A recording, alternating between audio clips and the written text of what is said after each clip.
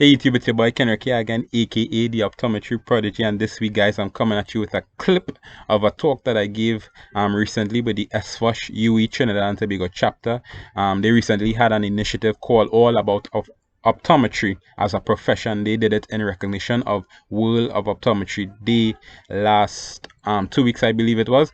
And guys, the initiative basically covered what optometry would require in terms of students. It was really for secondary school students, what grades they may need or subjects as well.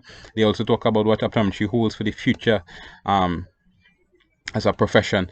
I gave a short talk there as well, guys, so I'll play the clip for you now. You guys can have a listen.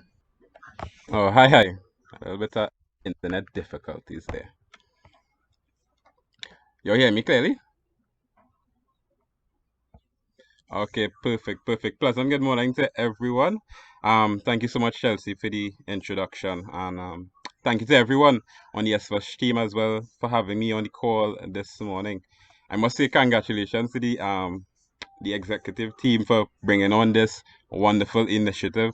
I'm really excited about the information you're sharing here, actually. I know some of us, we weren't really privy to having this information, but this is really great in terms of letting the students know what optometry is all about.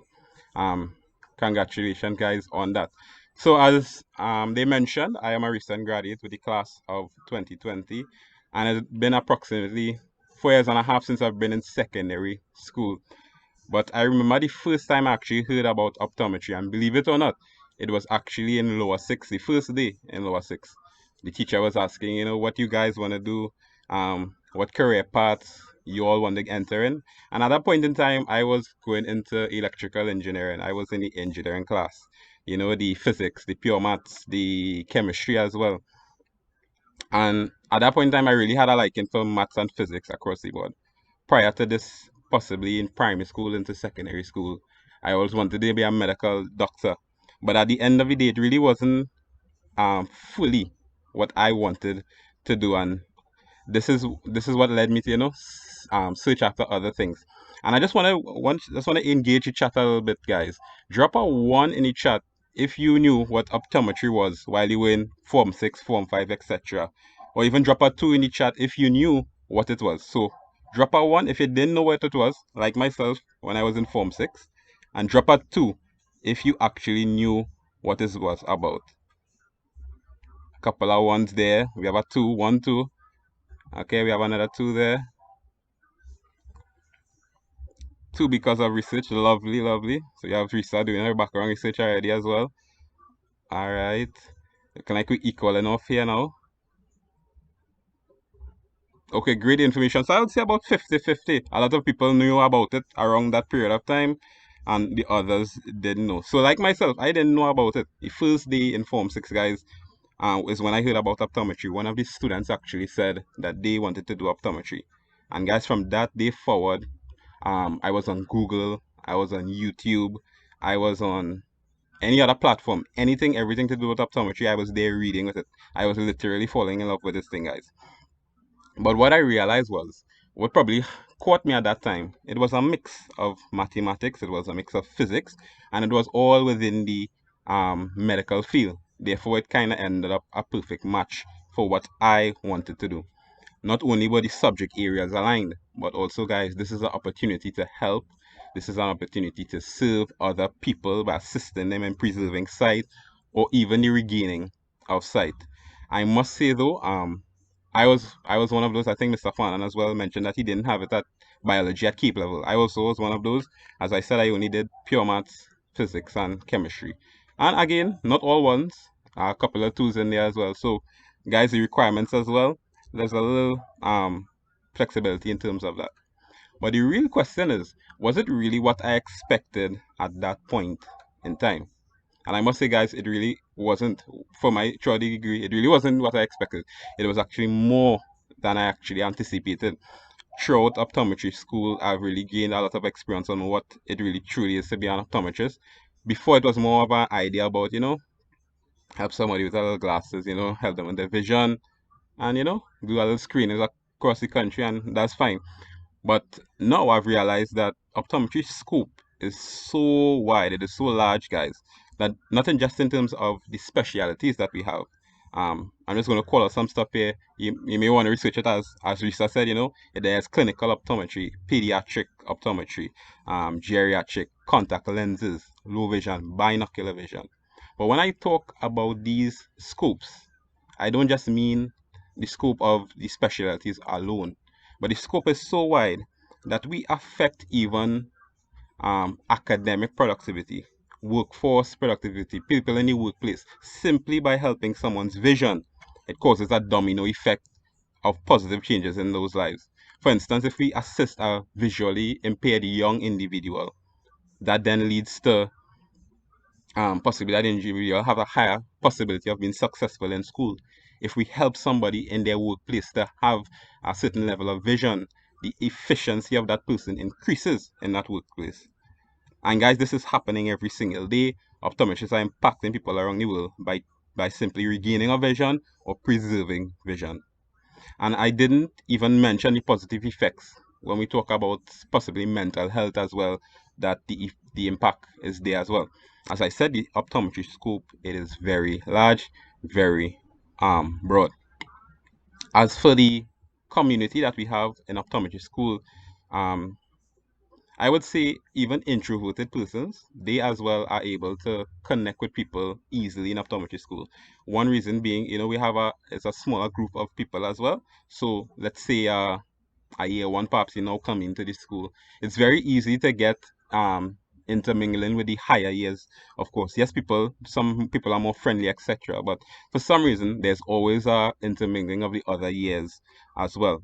I know COVID-19 may have changed up a few of the things, but before, in my experience, we had a lot of activities in terms of the annual Christmas dinner. That's something I always looked forward to. We have games night. Sometimes we used to throw a little games night. It wasn't a day, but we still call it games night. We also had the faculty fun day. That's things students always look forward to, where we have intermingling with the other faculties as well. But at the end of the day, guys, we go to school to learn, right? So what I would say about this though is that the learning curve, as Chelsea would have mentioned, Kiyomi would have mentioned as well, the learning curve coming in to tertiary education, it's a little bit more steep from the secondary school education. And what I simply mean by this is just a little bit more in terms of the workload. Sometimes, in some cases, it's way more for some of the individuals.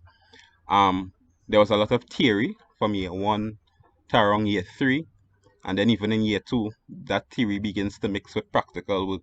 So there's a lot of things going on in the program at that point in time. Sometimes you would even have um, coming down to the end of the semester, you would have a week where you have labs to write up, you have case reports possibly to do, you have midterm examinations. So there's always that period where you really need to give a little bit more. Throughout the semester, it's always said to try to keep up with the work.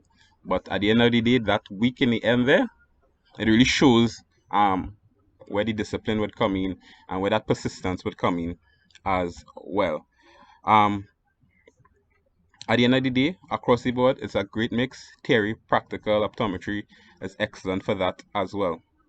Another thing I must make mention of is the international opportunities that was available to me in the latter part of optometry school. I traveled to Bulgaria for 3 months with one of my classmates for a research project. I was then able to travel to Orlando, Florida as well for the Academy of Optometry, the American Academy of Optometry. They had a conference as well, and I did a presentation there.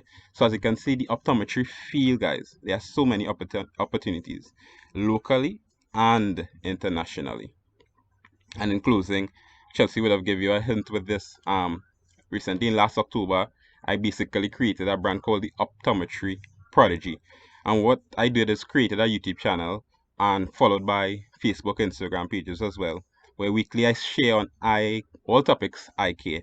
And this came about during the COVID-19 pandemic when I was basically waiting to do my last examination, and I realized that the desire for work or optometry work was kind of dropping. So then I had to do something for myself, but also for others to keep that, desire up. So what I was doing is simply um, producing materials for students, but also the typical man, the layman, the man on the street. I wanted them as well to be able to understand. Anybody who could get onto Facebook, Instagram, YouTube, they must be able to understand the information. And therefore, educating the communities basically. And I know I myself and some others have touched on a lot of optometry topics here, and I really do hope that you guys are inspired. I hope that you guys are encouraged. And in closing, let me just get a little more interaction here. How many of you guys are excited? Maybe you want to actually make sure that you have a choice down for optometry. Drop a one in the chat. At least one of those choices. I think we will give you about what, 4? How many of you guys looking to put optometry down as one of the choices? And at the end of the day, actually, my optometry was my first choice. Yeah, Risa already did, right? Correct. Risa already said she researched and she applied already. I hope you guys like that little clip there. You can follow the SVOSH UWI Trinidad and Tobago Chapter on Instagram. I will leave the link down in the description as well, guys. Don't forget, like, comment, subscribe, and share the information, guys. Continue to support the channel. I thank you guys once again, and I appreciate very much your support. So I'm out for this week, guys. Take care. Peace.